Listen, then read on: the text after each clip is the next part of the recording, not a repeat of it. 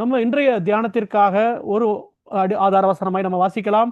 உன்னத பாட்டு புஸ்தகம் அதனுடைய 4வது அதிகாரம் 12வது வசனம். யாராவது ஒருவர் வாசிங்க.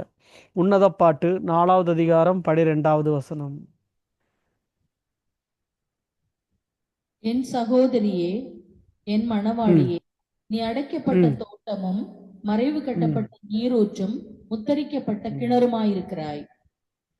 ஆமேன், ஆமேன். இது அநேக தடவை நம்ம இந்த வசனங்களை நம்ம பல பிரசங்கங்களில் கேட்டிருக்கிறோம். அநேக பிரசங்கிமார்கள் இதை குறித்து நிறைய காரியங்களை தியானிச்சிருக்கிறோம். நான் இன்னைக்கு இந்த வசனம் எனக்கு ஆண்டவர் கொடுத்து இதை தியானிக்க எனக்கு உணர்த்தும் போது நான் இதிலிருந்து நான் எதை தியானிக்கலாம் அப்படின்னு சொல்லி நான் முடிவு பண்ணேன். அப்படின்னா அது சொல்லப்பட்டிருக்கிற தோட்டத்தை குறித்து நம்ம தியானிக்கணும் அப்படிங்கிறது இன்னைக்கு எனக்கு நன்மையாகப்பட்டுச்சு. அதனால் தோட்டத்துக்கான காரியங்களை குறித்து நம்ம தியானிப்போம். அந்த வசனத்தை இன்னொரு தடவை கூட வாசிங்க. அந்த முதல் போர்ஷனை மட்டும். மணவாளியே, மணவாட்டியே, நீ எப்படி இருக்கிறாய்? என் சகோதரியே, என் மணவாளியே, நீ அடைக்கப்பட்ட தோட்டம். போதும். அடைக்கப்பட்ட தோட்டமுமாயிருக்கிறாய். அப்ப அடைக்கப்பட்ட தோட்டம் அப்படின்னா, ஒரு தோட்டம் அப்படிங்கிறது ஒரு பர்டிகுலர் ஒரு பயிர், ஒரு திராட்சை தோட்டமா இருக்கலாம், அல்லது ஒரு அத்திப்பழ தோட்டமா இருக்கலாம், அல்லது ஒரு ஒலிவ மர தோட்டமா இருக்கலாம். வேதத்தில் இந்த தோட்டங்கள் எல்லாம் சொல்லப்பட்டிருக்கிறது. இன்னும் லீபனோனின் விருட்சங்களும் கேது விருட்சங்களும் தண்ணி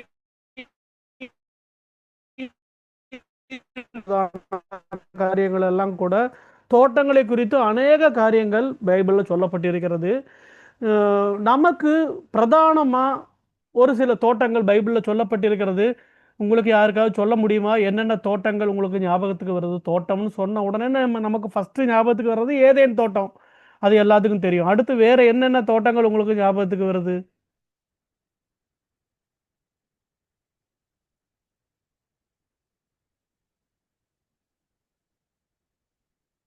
ஏன்னா தியானம்னா ஒரு ஆராய்ச்சியோட பண்ணணும், அப்பதான் தியானம் நல்லா இருக்கும். அதனாலதான் கேள்விகள் கேட்கறது. வேற என்ன தோட்டம் இருக்கு உங்களுக்கு ஞாபகத்துக்கு வருது? சொல்லுங்க பாப்போம். கெத்செமனே தோட்டம். எது சிஸ்டர்? கெத்செமனே தோட்டம். ஓகே, அப்புறங்க?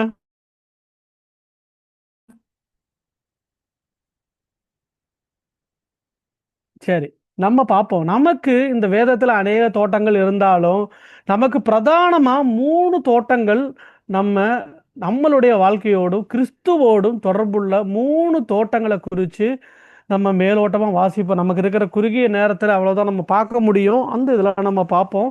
முதல் தோட்டம் நம்ம எல்லாத்துக்கும் தெரிஞ்சது ஏதேன் தோட்டம். இந்த ஏதேன் தோட்டத்தை குறித்த காரியங்கள் எல்லாம் நமக்கு தெரியும். நம்ம புதுசாக நம்ம யாரும் சொல்ல வேண்டியதில்லை. அதில் உள்ள காரியங்கள் நிறைய அதை குறித்ததான வெளிப்பாடுகள் நம்ம வாசிச்சு இருக்கிறோம். ஏதேன் தோட்டத்தை குறித்து இந்த ஏதேன் தோட்டத்தை குறித்து ஒரு காரியம் நான் இன்னைக்கு சொல்லணும்னு நினைச்சது. அதனுடைய 2வது அதிகாரத்துக்கு வாங்க. ஆதியாகமம் 2வது அதிகாரத்துல அதனுடைய 8வது வசனத்தை ஒருவர் வாசிங்க.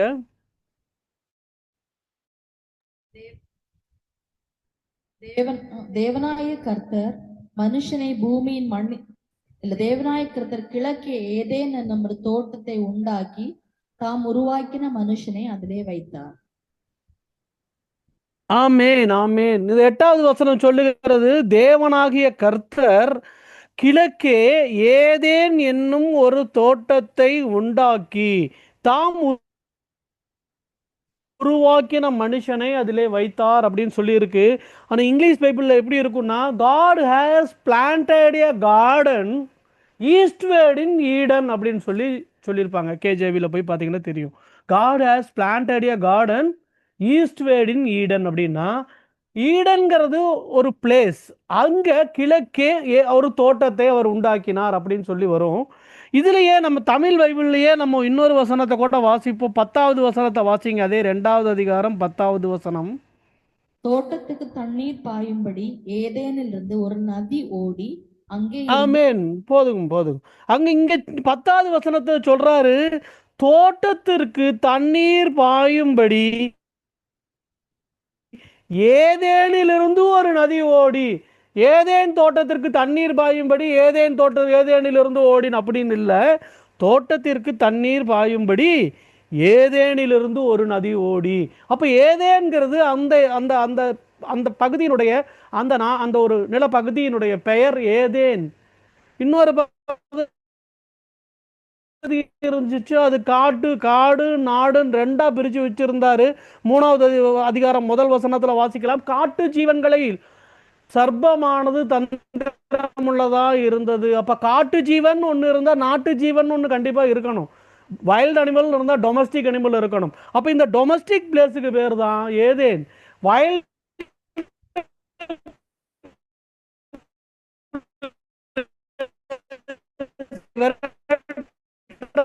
சொல்லி அந்த 4வது அதிகாரத்துல இருக்கும். ஆதியாகம 4வது அதிகாரத்துல, இன்று என்னை இந்த தேசத்திலிருந்து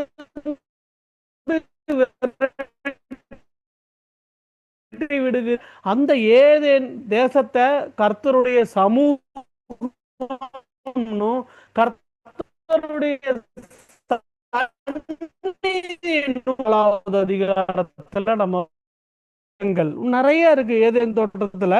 இன்னொரு தோட்டம் சிஸ்டர் சொன்ன மாதிரி கெத்சமனே தோட்டம். அதுவும் நமக்கு ரொம்ப பரிச்சயமான ஒரு தோட்டம். ஏன்னா ஆண்டவராகிய இயேசு கிறிஸ்து தன்னுடைய வாழ்நாளில் அநேக தரம் ராத்திரி வேலையாகட்டும் பல வேலைகளில் அந்த தோட்டத்திற்கு போய் அவர் ஜெபம் பண்ணுகிற காரியங்களை நம்ம வாசிக்கலாம். கல்வாரி சிலுவையில் அவர் தன்னை ஒப்பு கொடுப்பதற்கு முன்னாடி கூட அவர் போகிற தோட்டம் அந்த கெத்சமனே தோட்டம் தான். நம்ம 18வது அதிகாரம், யோவான் 18வது அதிகாரம் முதல் வசனத்துல அங்க தோட்டம் குறிப்பிடப்பட்டிருக்காங்க. கெத்சமனேன்னு குறிப்பிடப்பட்டிருக்காது. கெத்சமனேங்கிற பேரு மத்தேயுலையும் மார்க்குலையும் மட்டும்தான் சொல்லப்பட்டிருக்கும். ஆனா யோவான் புஸ்தகத்துல வாசிங்க அந்த 18வது அதிகாரம் 1வது வசனம். இவைகளை இயேசு சொன்ன பின்பு தம்முடைய சீஷரோடு கூட கெதரோன் என்னும் ஆற்றுக்கு அப்புறம் போனார். அங்கே ஒரு தோட்டம் இருந்தது. அதிலே அவரும் அவருடைய சீஷர்களும் பிரவேசித்தார்கள்.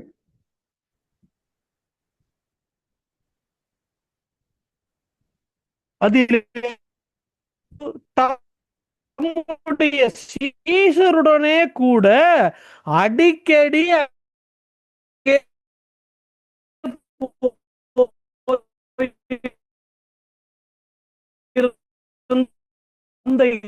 நடந்துச்சு அப்படின்னா இயேசு தன்னை மரணத்திற்கு அந்த வந்திருந்த அந்த போர்ச்சேவர்களுடைய கரங்கள்ல தன்னை ஒப்பு கொடுக்கிறார். அவரை கைது செய்கிற இடம் அந்த தோட்டம்.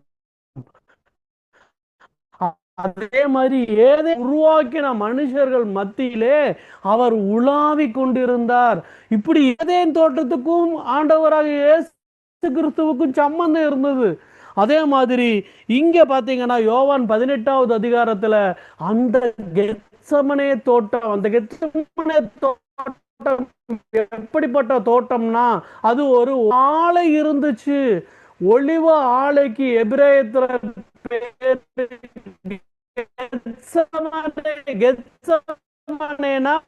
ஒலிவ ஆலை மர தோட்டத்துல தான் தன்னை அவர்கள் கையில கைது பண்றதுக்கு ஒப்பு கொடுத்தார் மரணத்திற்கு முன்னாக.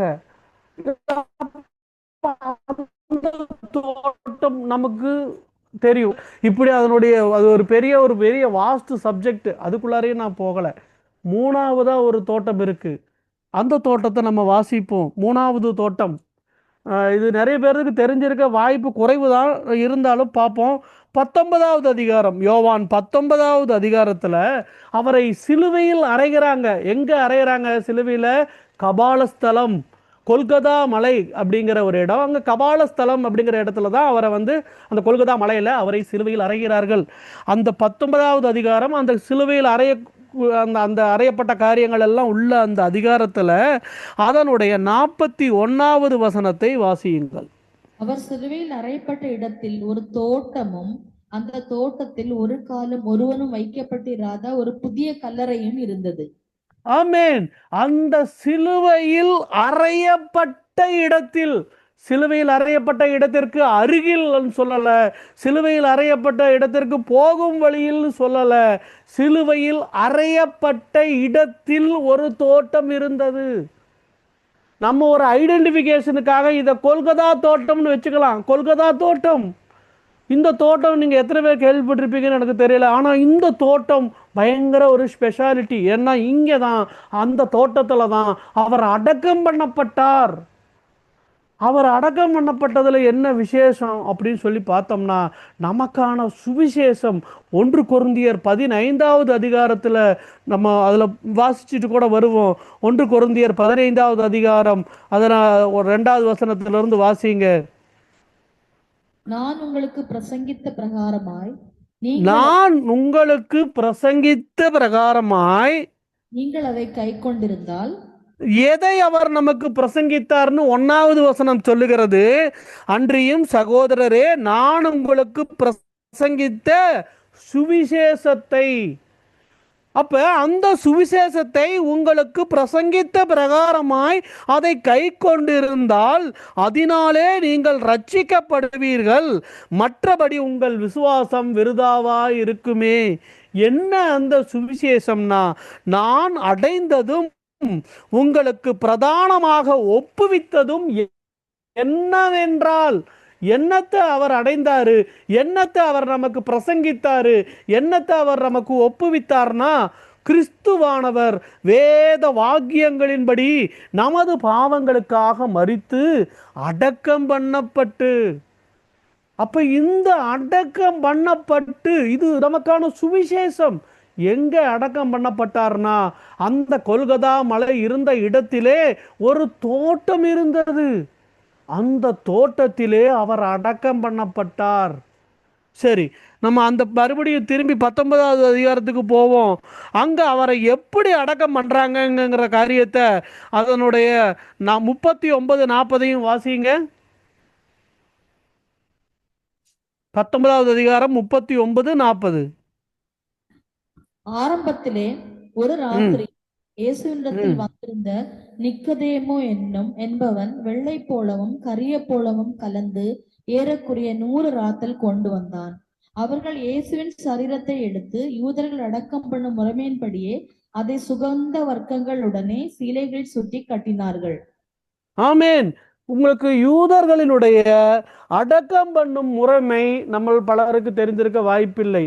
எப்படி அடக்கம் பண்ணுவாங்கன்னா, சரீரத்தில் இருக்கிற அவங்களுக்கு சரீரத்தில் இருக்கிற ட்ரெஸ் எல்லாம் கழட்டிட்டு அந்த சரீரத்தை கழுவுவார்கள். கழுவிட்டு அதுக்கு என்ன பண்ணுவாங்கன்னா, தைலம் பூசுவாங்க. சுகந்த வர்க்கங்களை எல்லாம் பூசுவாங்க. பூசி ஒரு திரைச்சீலையை எடுத்து காலிலிருந்து தலை வரை சுத்துவாங்க. அந்த திரைச்சீலையின் மேல மறுபடியும் தைலங்களை பூசுவாங்க. பூசிட்டு மறுபடியும் தலையிலிருந்து கால் வரை இன்னொரு திரைச்சீலையை சுற்றுவார்கள்.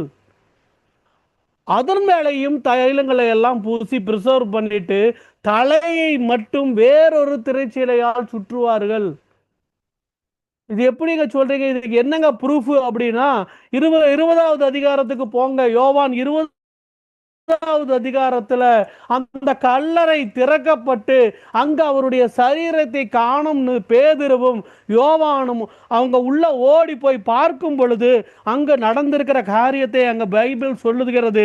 அதனுடைய 4வது வசனம் 5வது வசனம் வாசிங்க. 20வது அதிகாரத்துல.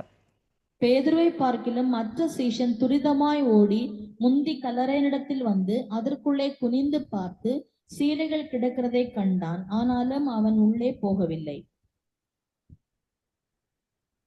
தொடர்ந்து வாசிங்க. 7வது வசனம் வரை. 7வது வசனம். பின்னே வந்து கல்லறைக்குள்ளே பிரவேசித்து சீலைகள் கிடக்கிறதையும் அவருடைய தலையில் சுற்றியிருந்த சீலை மற்ற சீலைகளுடனே வைத்திராமல் தனியே ஒரு இடத்தில் சுருட்டி வைத்திருக்கிறதையும் கண்டான். ஆமேன். இந்த 7வது வசனத்தை நல்லா வாசிச்சு பாருங்க. சீலைகள் கிடைக்கிறதையும் அப்படின்னா, அங்க சீலைகள் சீலைகள் ப்ளூரல்ல சொன்னா 2க்கும் மேற்பட்ட சீலைகள் கிடக்கணும். அங்க சீலைகள் கிடக்கிறதையும் அவருடைய தலையில் சுற்றி இருந்த சீலை மற்ற சீலைகளுடனே, சீலையோடு அல்ல, சீலைகளுடனே வைத்திராமல் தனியே ஒரு இடத்திலே சுருட்டி வைத்திருக்கிறதையும் கண்டான். அப்ப அவருடைய சரீரத்தை சுற்றி இருந்த சீலை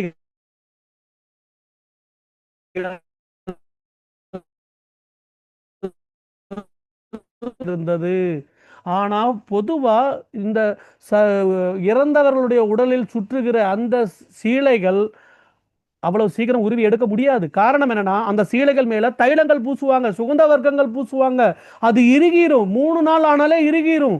லாசருனுடைய சம்பவத்துல நம்ம பார்க்கிறோம். அவன் சீலையோடு கூட தான் அவன் வெளியே வாரான். அவனை விடுவிக்க சொல்லி ஆண்டவர் சொல்றாரு. அவங்க அந்த சீலைகளை அவன் அவிழ்த்து அவனை விடுவிக்கிறாங்க. அப்படி சீலைகள் வந்து கட் பண்ணி தான் எடுக்கணும், முழுசா எடுக்க முடியாது. சரி, ஓகே, அவங்க எப்படி வேணாலும் எடுத்துட்டு போகட்டும், அதை பத்தி பிரச்சனை இல்லை. அங்க சீலைகள் இருக்கிறது, அவ்வளவுதான். அப்ப இயேசு கிறிஸ்து என்ன ட்ரெஸ்ஸோட வெளியே வந்தாரு? அவருடைய கல்வாரி சிலுவையில அவர் அணிந்திருந்த எல்லா ட்ரெஸ்ஸையும் அவர்கள் பங்கிட்டு போட்டு பங்கிட்டாங்க. அந்த சிப்பாய்கள், ரோம சேவர்கள், போர் சேவர்கள் பங்கிட்டு எடுத்துக்கொண்டாங்க. அவருடைய உடம்புல ட்ரெஸ் இல்ல.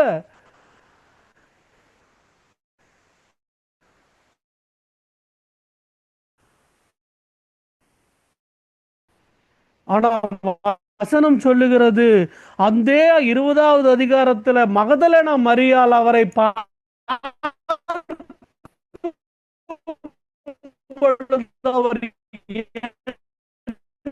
அவரை தோட்டக்காரர்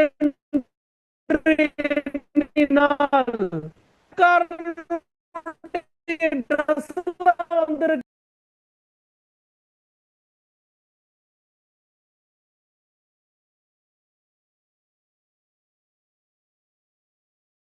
பிரைஸ் லார்ட்.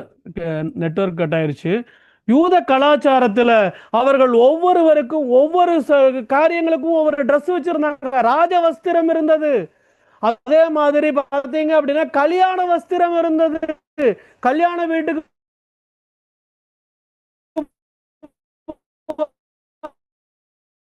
அதே மாதிரி ராஜவை அப்படின்னு சொல்லி பைபிள்ல நிறைய வசனங்கள் இருக்கிறது.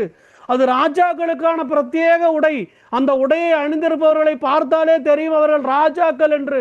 அது மாதிரி இங்க மகதலேனா மரியாள் கர்த்தரை ஆகிய இயேசு கிறிஸ்துவை பார்த்தவுடன் அவளுக்கு என்ன தோணுதுன்னா, தோட்டக்காரர் என்று 20வது அதிகாரம் 15வது வசனத்துல நம்ம வாசிக்க முடியும். ஏன் அவர் தோட்டக்காரருடைய உடையில் வந்தார்? இந்த காரியத்தை நம்ம சிந்திச்சிருக்கணும். நம்ம இதுக்கு முன்னாடி சிந்திச்சிருந்தோம்னா நமக்கு தெரியும் ஏன் அவர் தோட்டக்காரருடைய உடையில் வந்தார்னா. யோவான் 15வது அதிகாரம் சொல்லுகிறது. யோவான் 15வது அதிகாரம் அதனுடைய 1வது வசனம் வாசிங்க. நான் நான் மெய்யான திராட்சை செடி, என் பிதா திராட்சை தோட்டக்காரர். என் பிதா திராட்சை தோட்டக்காரர். இயேசு கிறிஸ்து அந்த திராட்சை தோட்டத்திற்கு சொந்தக்காரர். இப்போ உங்களுக்கு ஒரு இன்ஃபர்மேஷன் சொல்றேன். அந்த கொல்கத்தா மலையில அந்த தோட்டம் இருந்துச்சுன்னு நம்ம வாசிச்சோமே, லிட்டரலா 1ஆம் நூற்றாண்டுல அங்க இருந்த தோட்டம் திராட்சை தோட்டம் அப்படின்னு யூத கலாச்சார புஸ்தகமான மிஷ்னாட், தல்மூத் அந்த புஸ்தகங்கள்ல சொல்லப்பட்டிருக்கிறது. அது ஒரு திராட்சை தோட்டமாய் இருந்துச்சு. அந்த திராட்சை தோட்டம் இங்க 15வது அதிகாரத்துல நம்ம வாசிக்கிறோம்.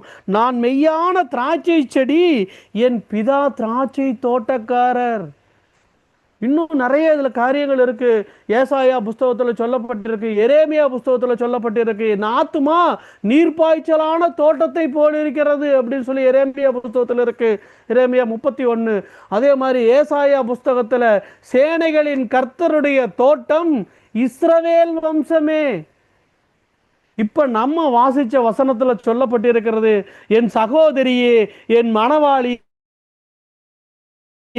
நீ எப்படி இருக்கிறாய்? அடைக்கப்பட்ட தோட்டமாய். அப்பா சொந்தக்காரர் தோட்டக்காரனுடைய உடையில் வந்த தோட்டக்காரனாய் மகதலேனா மரியாளுக்கு தரிசனம் கொடுத்த இயேசு கிறிஸ்து நம்முடைய நமக்கு சொந்த, நமக்கு அவர் தான் ஓனர். அவர் தோட்டத்துக்கு சொந்தக்காரர். நம்ம அவருடைய தோட்டம், திராட்சை தோட்டம். இஸ்ரவேல் சேனைகளின் கர்த்தருடைய திராட்சை தோட்டம் இஸ்ரவேல் வம்சமே. நம்ம தான் இஸ்ரவேல் வம்சத்தார், ஆவிக்குரிய இஸ்ரவேலர்கள் நம்ம. இது எவ்வளவு பெரிய ஒரு ஸ்லாக்கியம். நம்ம அந்த யோவான் 15வது அதிகாரத்தை நம்ம தொடர்ந்து நம்ம வாசிச்சோம்னா, அங்க அப்ட்ராக்டா நம்ம டைம் ஆனதுனால நான் ஒரு வார்த்தை மட்டும் சொல்லி முடிக்கிறேன். அங்க வசனம் சொல்லுகிறது, நானே திராட்சை செடி, அதனுடைய 5வது வசனம், நீங்கள் கொடிகள். நம்ம கொடிகள், நம்ம திராட்சை கொடிகள், அவர் செடியா இருக்கிறார். இயேசு கிறிஸ்து திராட்சை செடி, நானே திராட்சை செடி, நீங்கள் கொடிகள். ஒருவன் என்னிலும் நான் அவனிலும் நிலைத்திருந்தால் அவன் மிகுந்த கனிகளை கொடுப்பான். என்னை அல்லாமல் உங்களால் ஒன்றும் செய்யக்கூடாது.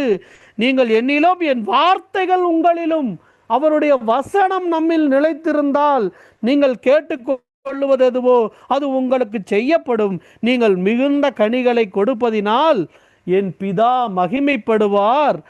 எனக்கு சீஷராய் இருப்பீர்கள். இன்னைக்கு நம்ம தியானித்ததான இந்த பகுதிகளில் இருந்து நம்ம தெரிந்து கொள்ள வேண்டிய விஷயம், நம்ம இன்னும் 25 வருஷமோ 35 வருஷமாவோ நம்ம ரட்சிக்கப்பட்ட நாள்ல இருந்து இன்னைக்கு வரைக்கும் விசுவாசியா இருக்கிறோமா, இல்ல சீசரா இருக்கிறோமா? நம்ம சீசரா இருந்தோமானால் அவருடைய வார்த்தைகளில் நிலைத்திருப்போம். இந்த கனிகளை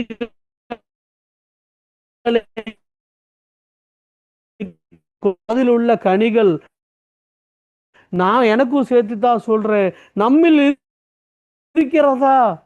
அந்த கனி நம்மில் வெளிப்படுகிறதா? அந்த 9 கனிகளும், அதுக்கு மேல சொல்லப்பட்டிருக்கிற மாம்சத்தின் கிரியைகள் வெளிப்படுகிறதா? மாம்சத்தின் கிரியைகள் வெளிப்பட்டால் நம்ம இன்னும் விசுவாசியா தான் இருக்கிறோம், சீஷர்கள் ஆகல. நம்ம சீஷர்கள் ஆனாதான் அவரும் நம்மில் நிலைத்திருப்பார். நாம் அவருக்கு சீஷர்களாய் மாறி இருப்போம். சீஷர்களுக்கான காரியங்கள் உண்டு. அது ஒரு பெரிய வாஸ்து சப்ஜெக்ட். அதுக்குள்ளார நான் போகல, சமய குறைவுனால நான் இதோட நான் நிறுத்திக்கிறேன். ஆண்டவருடைய நாம இந்த வார்த்தைகளால் மகிமைப்படட்டும். இன்னைக்கு நம்ம ஒவ்வொரும் நம்மை சுய பரிசோதனை பண்ணி நம்ம நம்மை நம்மை ஆண்டவரிடத்தில் ஒப்பு கொடுப்போம். கர்த்தர் நம்மை அவருடைய சீஷராய், அவருடைய சிநேகிதராய், கடைசியா அவருக்கு சாட்சிகளாய் நம்மை மாற்ற வல்லவராய் இருக்கிறார். நம்ம இந்த காரியங்களுக்காக, இந்த ஆவிக்குரிய வாழ்க்கையினுடைய வளர்ச்சிகளுக்காக நம்மை ஒப்பு கொடுத்து நம்ம ஜெபிப்போம். கர்த்தருடைய நாமம் மகிமைப்படுவதாக. Praise Lord.